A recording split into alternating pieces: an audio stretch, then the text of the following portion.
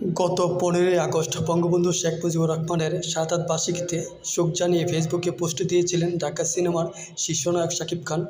শাকিব খানের পোস্টকে ঘিরে শাকিব খানের ছবি দিয়ে প্রকাশ্যে অপমান করা হয়। এই বিষয় নিয়ে প্রথমবার মুখ খোলেন আলোচিত এ নায়ক। শাকিব খান বলেন, এখন আমাদের দেশের সব সেক্টরেই সংস্কার চলছে। আমার বিশ্বাস ছিল আমাদের চিন্তা ভাবনাতে এই সংস্কার প্রতিফলিত হবে। এমন প্রেক্ষাপটে দল মত নির্বিশেষে জুলাই গণঅভ্যুত্থানে সব শহীদদের যেমন স্মরণ করা উচিত, তেমনি দেশের জন্য অতীতে যারা ত্যাগ স্বীকার করেছেন, জাতির শ্রেষ্ঠ সন্তানদের সম্মান জানানো উচিত। তাদের স্মরণে শ্রদ্ধা প্রদর্শনে কোনো রাজনৈতিক দলের সীমাবদ্ধতা আবদ্ধ থাকা উচিত নয়। জাতির শ্রেষ্ঠ সন্তানরা সবসময় রাজনীতিক ঊর্ধ্বে থাকুক।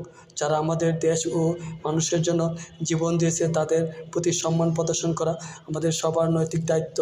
শাকিব খান আরও বলেন, আমি শাকিব খান কখনো কোনো রাজনৈতিক দলের সাথে সম্পৃক্ত ছিলাম না। কোনো রাজনীতিক পদ বা দায়িত্বে আমার নেই।